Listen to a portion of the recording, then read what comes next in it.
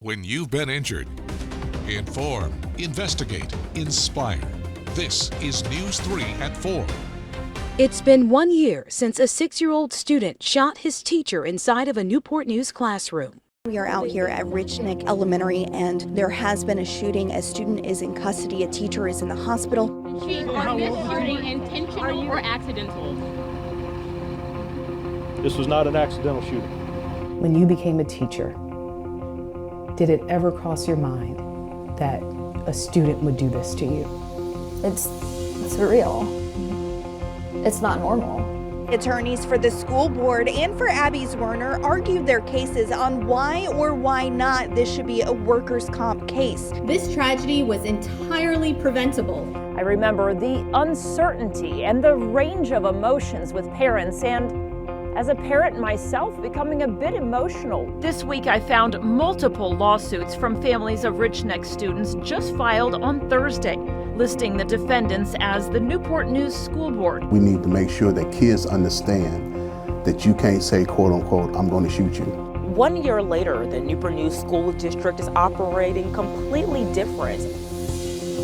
Tomorrow marks 1 year since the eyes of the world turned here to Newport News at Richneck Elementary School when a 6-year-old student intentionally shot his first-grade teacher, Abby Zwerner. Welcome to a special edition of News 3 at 4. I'm Jessica Larche, and for the last year, our team of journalists have covered everything in the aftermath here in the Newport News community. And now, for the first time, the teacher who was shot, Abby Zwerner, is sharing her story with me. It was on January 6, 2023, when Zwerner was sitting at the reading table in her classroom when the student walked up to her and shot her with his mother's gun. Zwerner tells me fragments of the bullet remain in her body, and there are emotional scars you can't see. When you became a teacher, did it ever cross your mind that a student would do this to you? You don't go into the education career regardless of what age you're teaching, and in the back of your head, you know, always have that thought of, well, this could be the day someone brings in a weapon to school and just opens up, fires at me. That's not what anyone in the education career should even cross their mind. It's surreal. It's not normal. But the abnormal happened to Abby Zwerner when her 6-year-old student intentionally shot the 25-year-old first-grade teacher. The bullet barreled through her hand, then chest, causing her lung to collapse. Did you think you were going to die that day, Abby? Are the bullet fragments still in your chest, Abby? Yes. Some in my hand and up in my upper left chest. What has the last year been like for you? Very hard, troubling, traumatic, mostly downs and not ups. You know, I was diagnosed with PTSD, anxiety has raised, depression has raised, and that really takes a toll on me emotionally. This past year has definitely changed me. You know, how could it not? Supported by her attorneys, a resilient Abby Zwerner opened up to me as best she could. Though she did not want to relive the moment the boy aimed his mother's gun at her and pulled the trigger. And she's still haunted by the moment that followed, when a bloodied Zwerner rushed her other students out of the classroom before she collapsed. What was that like, getting your kids out of there even though you had just been shot, Abby?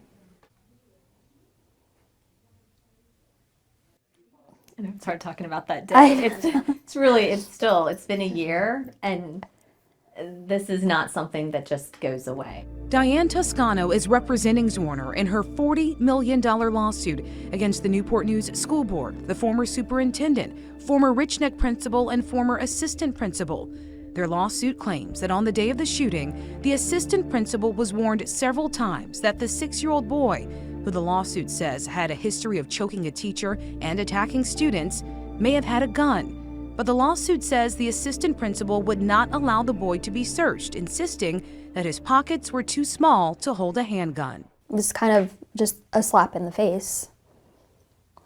Hang tight. The mother will be here soon to pick him up. The boy's mother, Deja Taylor, is now in prison, serving 21 months on federal charges for lying about her marijuana use when she bought the gun. And she'll serve another 2 years in prison on state child neglect charges from Newport News. Do you feel that's justice? What was your thoughts when she was sentenced to prison? I trust the court system. That's what I'll say. I trust the court system. Do you think justice stops at the mother going to prison? No. Zwerner says a victory in her lawsuit would be a victory for teachers everywhere, especially since attorneys for the Newport News School Board have argued she's only entitled to workers' compensation, saying in court filings, in an ideal world, young children would not pose any danger to others, including their teachers. This is sadly not reality. What was your reaction when you heard that? I was hurt. It made no sense. It makes no sense. While Zwerner makes sense of a life apart from the job she loved, she wants her students to know they're never far from her heart. What do you say to your kids, to your babies? I hope they know at the least that I miss them, never have stopped missing them. Will you ever teach again, Abby? For now, no, I don't want to go back. Why did you want to speak with us now? I feel like it's a good moment, a good time to, come out and share my voice a little bit more. Is this a part of you gaining your strength back? I would say so. Mm-hmm. Becoming yourself again? Hopefully. The Hampton Roads community has rallied behind you, has prayed for you. What do you want to tell specifically to Hampton Roads? Cliche words, but thank you. It's meant a lot. It means a lot to know that I have people by my side, to know that I have people who believe in me. We still have kindness in the world. Is that what gives you hope? Yeah. Zwerner tells me she's taken on a part-time job outside of the education field to help make ends meet. The lawsuit is set to go to trial in January of 2025. This shooting has put the issue of school safety in the spotlight. So 1 year later, we're taking a look at what's changed here at Richneck and across the Newport News Public School District. Things are different now since I went to school right here in Newport News about a decade ago. The old backpacks you see here, they're out. Students are now wearing clear backpacks like this for safety reasons after police say a 6-year-old shot his own teacher. I'm Kelsey Jones, and I spoke with parents following the year anniversary of the shooting that tell me they have mixed emotions when they send their kids off to school. It has been one of the most horrific calls that I've received. That horrific call? A shooting at Richneck Elementary School, sending shockwaves through our community. She said, I'm shot, call 911. That's LaWanda Rusk.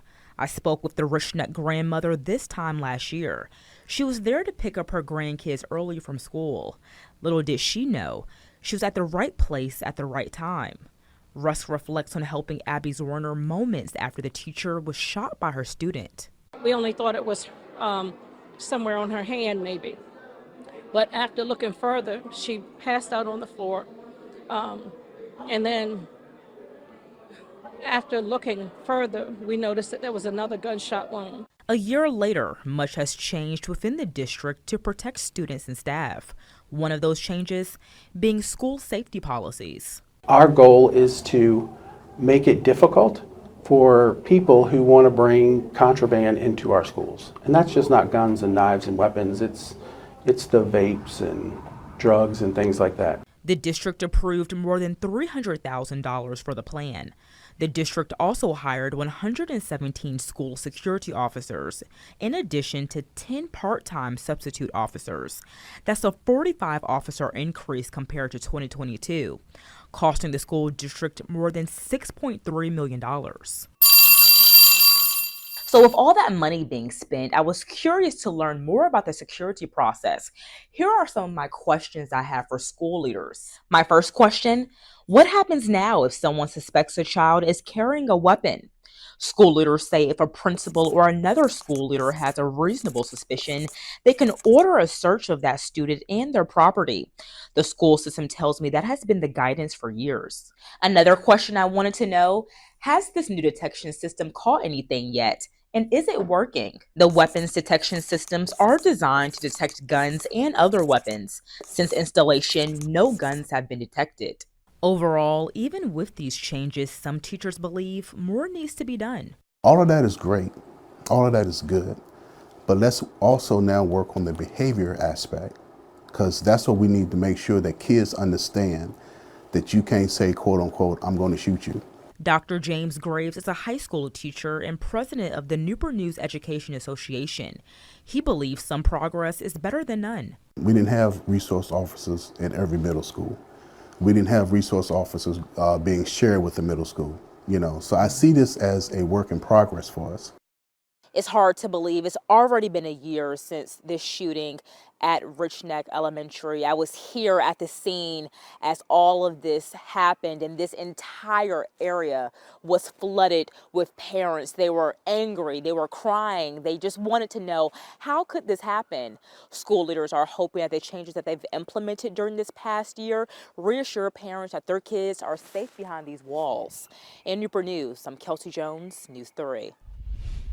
We have continuing coverage of the one-year anniversary of the shooting at Richneck Elementary School on this special edition of News 3 at 4. Coming up, how one Newport News officer remembers the rush to bring kids to safety that day and why for him, the call hit close to home. Plus, we have an update on the number of parents who filed lawsuits against the Newport News school system. That and more when News 3 at 4 returns. You're watching a special edition of News 3 at 4. I'm Jessica Larche here at Richneck Elementary School in Newport News, where today you can hear children playing in the background. But 1 year ago, it was a much different scene when a 6-year-old boy shot his first grade teacher, Abby Warner, sending her to the hospital for weeks with lifelong trauma in the aftermath of that shooting. Tonight, we have moments of the aftermath on body camera video from the Newport News Police Department showing the moment officers rushed in to get children to safety. Officer Clark Carter was one of the brave police officers who led the children to safety. He declined to speak to us again for our special coverage now, but when we spoke with him back in May, Carter says the only details he knew once he got the call was that there was a shooting at an elementary school. He says it took dedication and ingenuity to get the kids from their classrooms to the gym safely. Right, it was nerve-wracking, and we knew we had to get there so we could protect the kids. Our goal was to try to give them something that would take their mind off of what just occurred. My idea was to pretend that we were riding motorcycles, and I got all the kids to put their hands up and pretend they were riding motorcycles, and we were revving our engines and we were rolling down the hallways, and it seemed to help. It took their mind off of what occurred, and they were just playing the game. Officer Carter also told us this incident was personal for him. He's one of the active threat instructors, and his own kids go to schools in Newport News. He says he responded the way he would want any other officer to respond to save his children. In the aftermath of the shooting, several parents have filed lawsuits against the Newport News school system.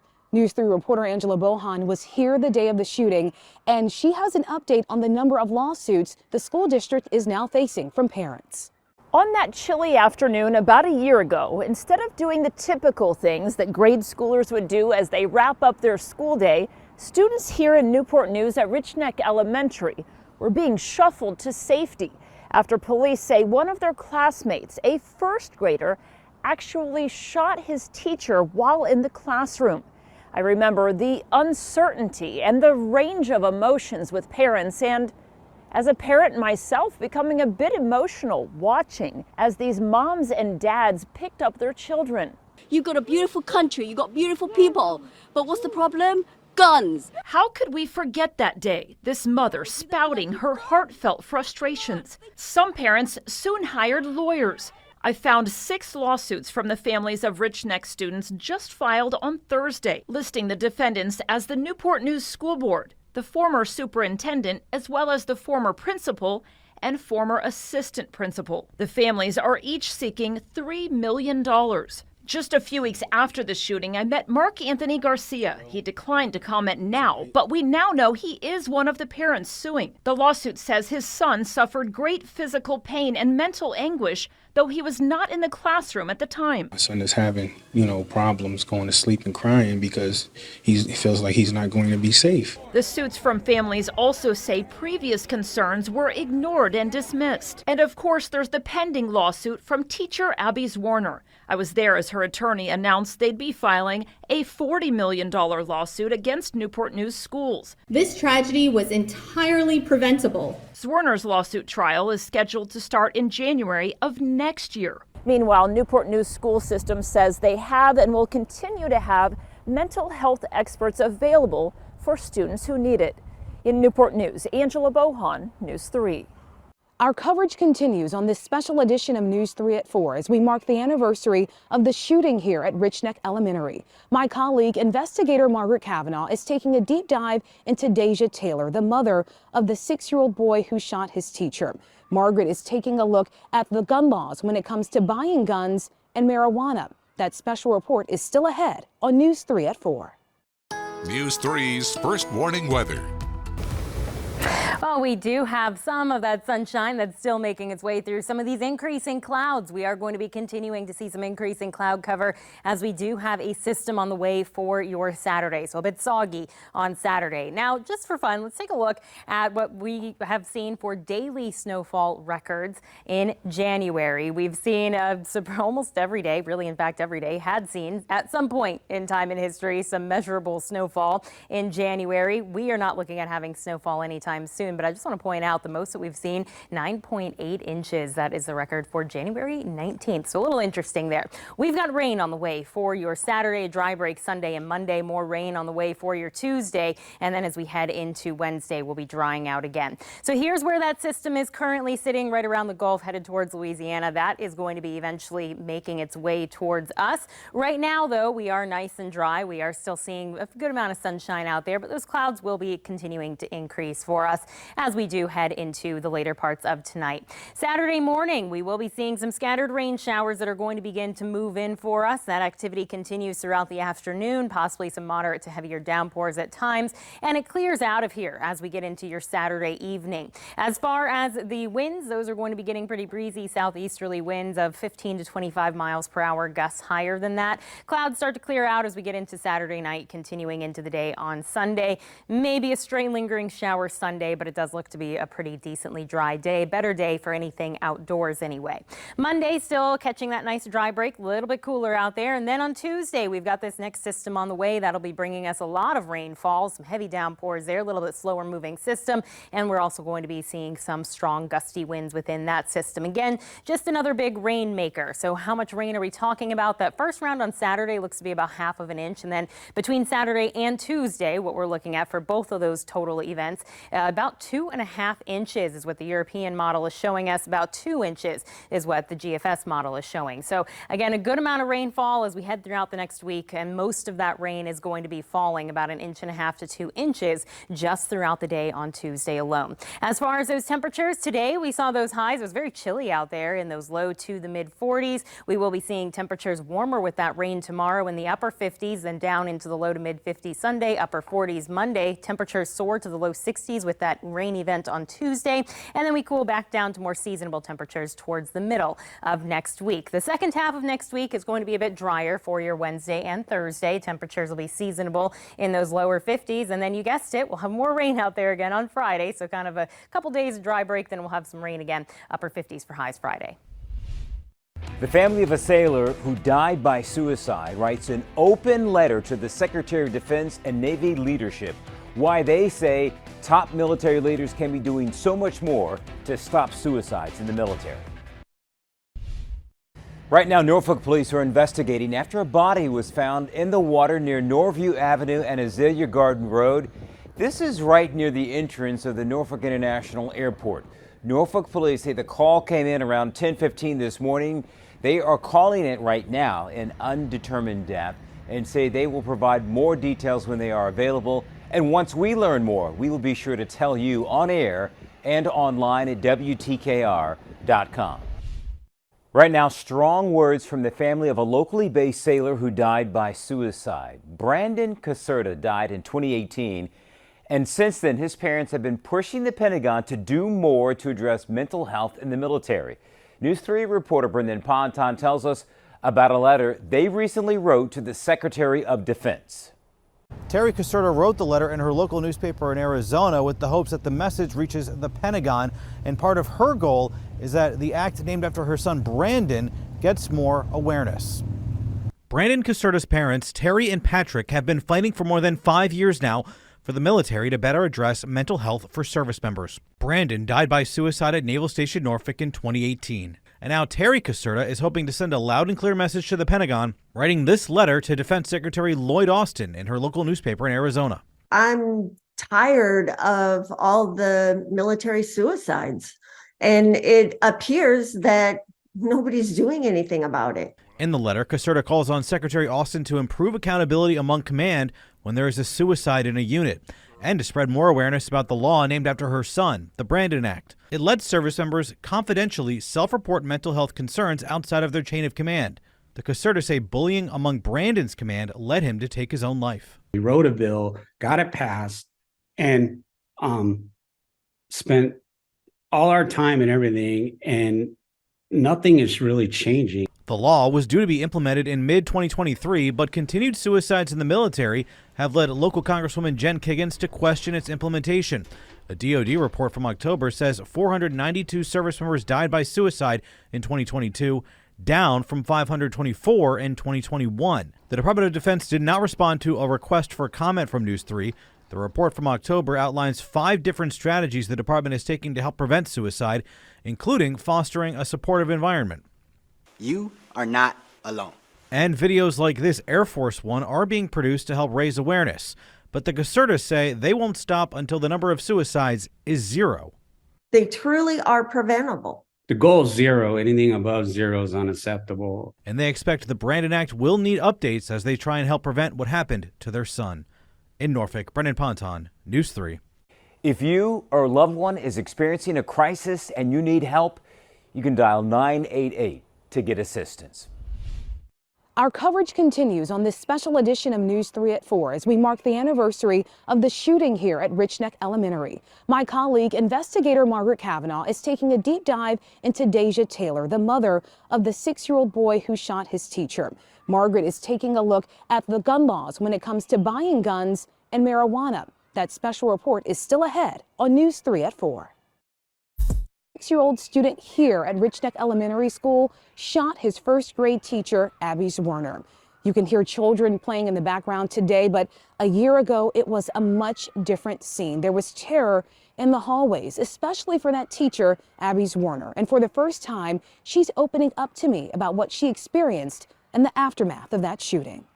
What has the last year been like for you? Very hard, troubling, traumatic.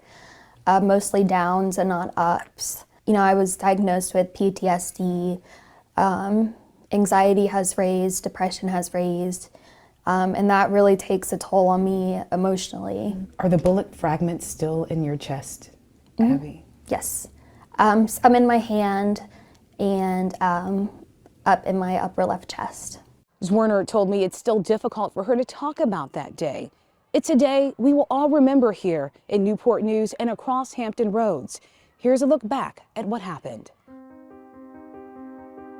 January 6, 2023. On a Friday afternoon, Newport News police rushed to Richneck Elementary over reports of shots fired. Police soon learned a 6-year-old boy, a student at the school, used his mother's gun to shoot his teacher in the classroom. And are this shooting intentional or accidental?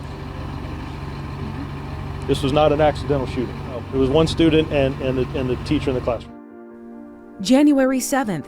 The next day, News 3 confirmed 25-year-old Abby Zwerner was the first-grade teacher who'd been shot.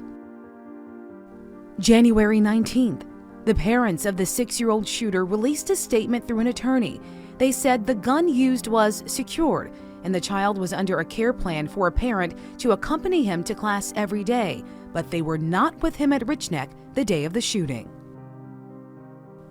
January 25th. Zwerner's lawyer speaks publicly for the first time, saying Richneck administrators ignored several warnings that the child may have had a gun the day of the shooting. This tragedy was entirely preventable if the school administrators responsible for school safety had done their part and taken action when they had knowledge of imminent danger. But instead, they failed to act and Abby was shot. Also on January 25th, the Newport News School Board voted to fire Superintendent Dr. George Parker III. News 3 also learned the Richneck principal was reassigned and the assistant principal resigned. March 20th, Abby Zwerner spoke publicly for the first time since the shooting. She told NBC News she had several surgeries and a challenging recovery. April 3rd, Abby Zwerner and her legal team file a $40 million lawsuit against the Newport News School Board, the former superintendent, the former Richneck principal, and assistant principal for ignoring several warnings the day of the shooting. April 10th, a Newport News grand jury indicts Deja Taylor, the mother of the 6-year-old student, on felony child neglect and reckless firearm charges. She would later plead guilty. April 12th, the Virginia State Senate presented an official resolution commending Abby Zwerner for getting her children in her classroom to safety moments after she'd been shot. June 5th, Deja Taylor faces more charges, this time federal gun and drug charges for illegally obtaining and possessing a firearm and lying about her marijuana use on a form to buy the gun. She pleaded guilty. June 13th, a spokesperson for Newport News Public Schools confirmed Zwerner was no longer employed with NNPS. They said Zwerner resigned from her position weeks after the shooting. November 3rd, a Newport News Circuit Court judge ruled that Zwerner can press forward with her $40 million lawsuit. This after attorneys for the Newport News School Board argued she should only be entitled to workers' compensation. November 15th, a federal judge sentenced Deja Taylor to 21 months on federal weapon and drug charges. December 15th, a Newport News Circuit judge sentenced Taylor to 2 years hard time on local child neglect charges connected to the shooting. January 3rd, 2024, Abby Zwerner opens up about her difficult recovery in an interview with News 3. Ahead of the 1-year anniversary of the shooting that changed her life forever. The mother of the boy who shot Abby Zwerner, Deja Taylor, is in prison right now on charges connected to her role in allowing this to happen. In fact, her charges put gun laws and marijuana in the spotlight. News 3 investigative reporter Margaret Kavanaugh is taking a deep dive into those charges.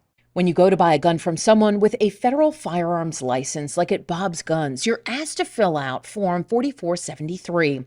It specifically asks if you are an unlawful user of or addicted to marijuana or other controlled substances. That's a big thing that a lot of people don't realize, especially in a gun store. We're operating under federal law. So even if the state has, legalized it, if it's still illegal federally, then we have to abide by that. So, as far as the feds are concerned, there is no usage allowed, for marijuana to possess a gun or, even have a concealed carry permit. After police say a 6-year-old shot his teacher in Newport News, the gun he used, along with his mother, Deja Taylor, were thoroughly investigated, and federal prosecutors say authorities found what they called copious amounts of marijuana when they searched her home. Prosecutors used this when charging Taylor. We previously met up with Jimmy Ellenson, Taylor's attorney, who explained her charges. Possession of a firearm while in possession of marijuana, and then false information on a federal firearms form, which would be concerning marijuana. He says it's not common for federal prosecutors to file these kinds of gun-related charges associated with marijuana use. It's generally not marijuana. It's generally other harder drugs. So this is unusual. But changes to marijuana laws in the state of Virginia may have confused some gun buyers. You can't use marijuana and buy a gun according to federal law. The owner at Bob's Guns says also too often people are coming into the store smelling of marijuana and wanting to buy a gun. We're part of a dealer network through, all over the United States, and it's a problem for gun stores everywhere that's dealing with, legal cannabis use. So while certain aspects of marijuana may be legal in Virginia, it's not federally legal. So when you're filling out forms to buy a gun, make sure you read the fine print. Margaret Kavanaugh, News 3. Just yesterday, the U.S. Secretary of Education was here at Hampton Roads to talk about infrastructure in our schools. And while he was there, Senator Tim Kaine and Congressman Bobby Scott were here talking about the anniversary of the shooting here at Richneck. And they said there needs to be more accountability when it comes to improved security for schools and gun safety.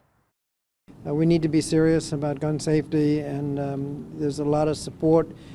People who are against it just need to get out of the way. I remember meeting with the family members of, students and parents at Richneck a couple weeks after that tragic event. Thank God that the teacher was not killed, but the level of fear that people had about coming to school and dropping their kid off was really palpable, or coming to work as a teacher or classroom aide, really palpable.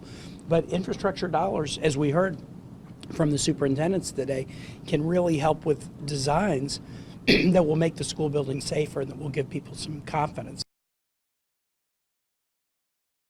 You've been watching a special edition of News 3 at 4 as we mark the one-year anniversary of the shooting here at Richneck Elementary School. I'm Jessica Larche, and our coverage continues at WTKR.com, where you can see my extended conversation with Abby Zwerner, what she's saying about the trials she's facing now and her hopes for the future, and her special message for her former students that were with her in the classroom that day. Our special coverage continues on News 3 at 5. On the military watch, the USS McFall is back home at Naval Station Norfolk after an 8-month-long deployment. The McFall is part of the USS Gerald R. Ford Carrier Strike Group. Following Iranian drone attacks on cargo vessels, the McFall helped assist commercial traffic in the area and also conducted 17 what they're calling close escorts for maritime allies and assets. Right now, the rest of the Carrier Strike Group, along with the Gerald R. Ford, is headed back to Naval Station Norfolk.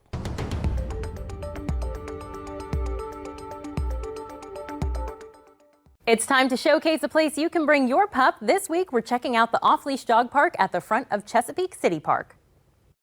Right across the street from the main entry sign is where you'll find this sectioned off off-leash dog park. Both the big and little dog sections have ample running space comprised of sand and grass. However, there isn't much shade in the big dog section, just trees along the fence line. 4 trees are better placed in the small dog section, making for better shade.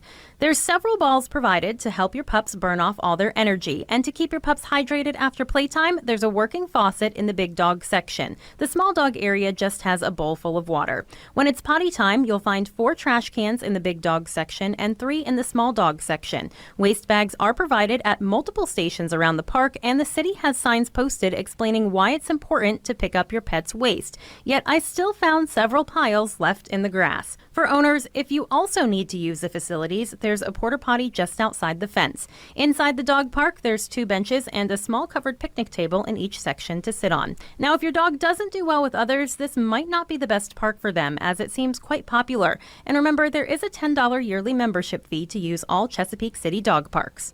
Overall, I give this park a 3 out of 5 paws. The accessibility gets a 4 out of 5. It's pretty easy to get to with plenty of parking, but it did take me a second to realize where exactly this park was located. Activities, that gets a 3 out of 5. There's only balls to throw and space to run. The cost also gets a 3 out of 5. There is that $10 a year membership fee. Lot size, I'll give that a 4 out of 5. There's a good amount of space to run in each lot, and cleanliness, that gets a 4 out of 5. The city really does make it easy to keep the park clean, but some people still don't pick up their pet's waste. Visual appeal, that gets a 3 out of 5. There really just wasn't a whole lot to look at in that area. Now, next week, we'll check out and compare the other dog park at the back of Chesapeake City Park, located at 900 City Park Drive.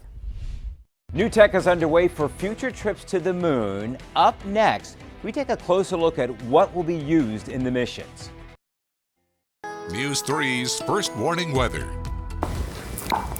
Well, look at the beautiful sunset that we have out there right now. We are seeing that sun setting and some clouds that are streaming in for us. We do have a rainmaker on the way for your Saturday. Could have a couple of rumbles of thunder as well.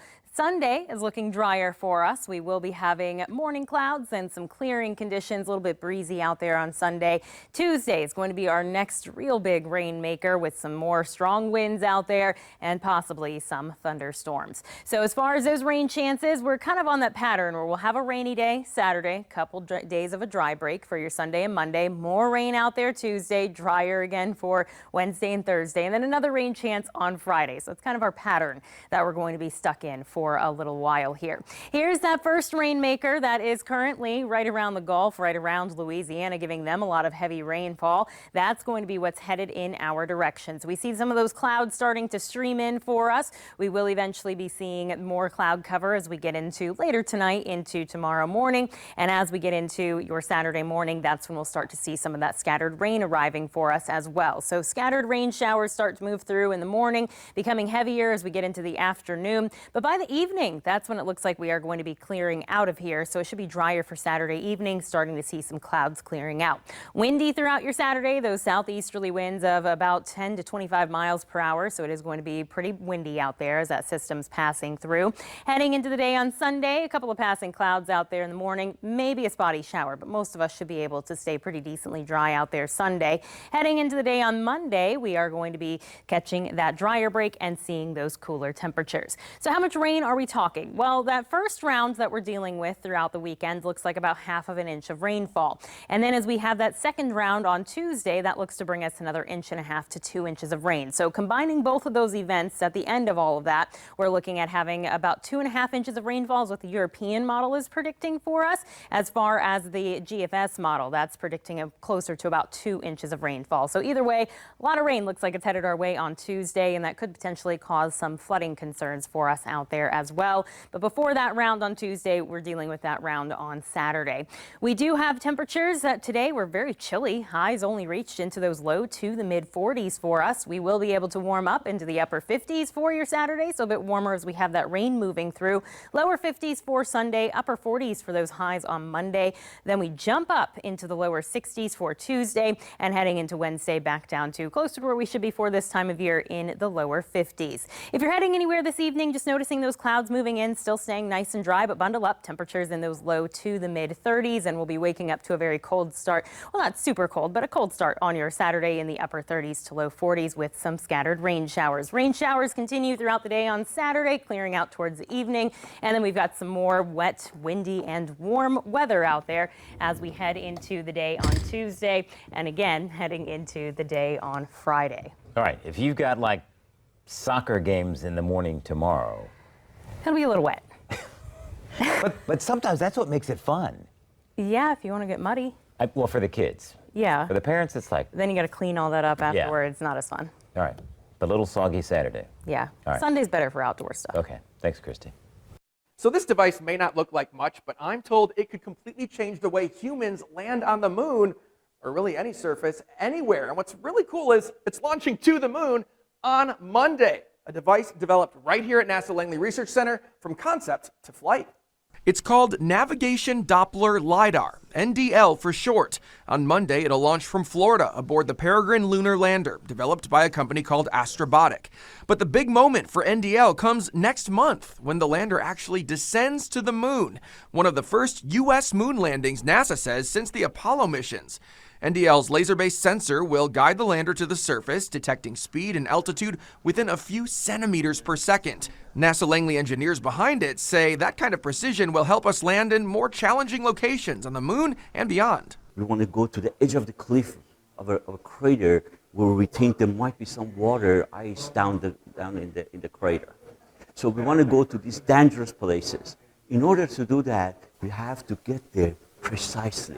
While visiting Langley, I also got to check out another new piece of technology developed there. It's called Scalps, a system of cameras that will capture images of spacecraft engines as they get close to the lunar surface, blowing away moon dust. I'm told this tech, along with a second NDL, will launch aboard another mission mid-February with a company called Intuitive Machines. It's all part of NASA's larger initiative in delivering science and technology equipment to the moon as humans work to establish a more permanent presence there. Images from Scalps will be a critical piece of that puzzle. Understanding the effects that these rocket plumes systems have on the ground eject a lot of dust and matter outwards that could damage assets that might be nearby. They could alter the terrain significantly enough for the vehicle to land at a tilt or unevenly, which could be dangerous. Especially when you have humans aboard, like we will with the Artemis 3 mission to the moon in a couple of years, and then Mars beyond that.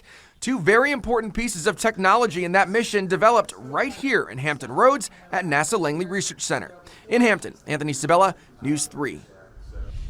Something a lot of people do. Buy now, pay later. Coming up at 5, we're looking into the risks and the rewards so you don't waste your money.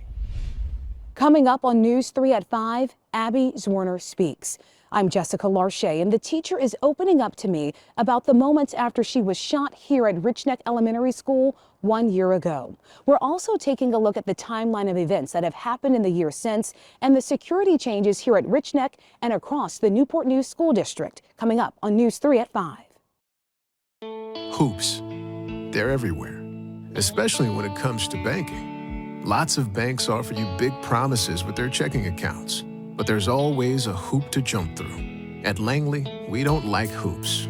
Our Smart Checking offers great features like getting your paycheck up to 3 days early, no monthly fees, and no minimum balances. No hoops, just straightforward banking with Langley. Open your Smart Checking account today. No matter what team you're rooting for on Sunday, we all feel better with a win at home. Just like Toyota always wins on the road. And Toyota dealers have more vehicles available now than in recent years, making it a good time to get a great deal.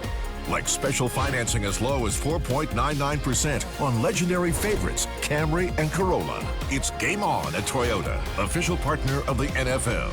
Toyota, let's go places. Life can get pretty busy when you have kids. It's like there's 4 different little schedules to follow. Matt and Claire needed someone to take care of their house while they were taking care of everything else. So they called West Shore Home. Our bathtub was very old, so we weren't really sure what was under that bathtub. It's kind of crazy. They don't just cover it up. In just a few hours, they totally replaced the old tub. I didn't realize how big that bathroom is. It looked like a different bathroom, honestly. Yeah. At Bathfitter, we've helped over 2 million customers turn their outdated bathrooms into the space of their dreams. You may know us from our tub-over-tub liners, but have you heard about our other transformation options? From converting your tub into a sleek, modern shower to replacing your entire tub and shower setup, Bathfitter has a solution to meet your custom needs. And with our lifetime warranty, you can trust in the quality and durability of our products. Bathfitter, it just fits. Looking to trade your car? Get an offer in 10 seconds or less at CaseyAuto.com. At Casey, we value your time as much as you do. That's why we've made our process lightning fast. Just visit CaseyAuto.com, enter your car's details, and receive a trade value in 10 seconds or less. No hassle, no wait, just speed and transparency. Why go anywhere else? Visit CaseyAuto.com for fast trades and serious value. Casey, the only name you need to know. Live Sunday. And the Golden Globe goes to CBS is your new home. I'm so glad to be here for Hollywood's biggest party. Thank you. I'm not nearly this emotional at home. I'm so happy. This is happening. We're alive. My God, you are good looking. Joe Coy hosts the Golden Globe Awards live Sunday on CBS and streaming on Paramount+.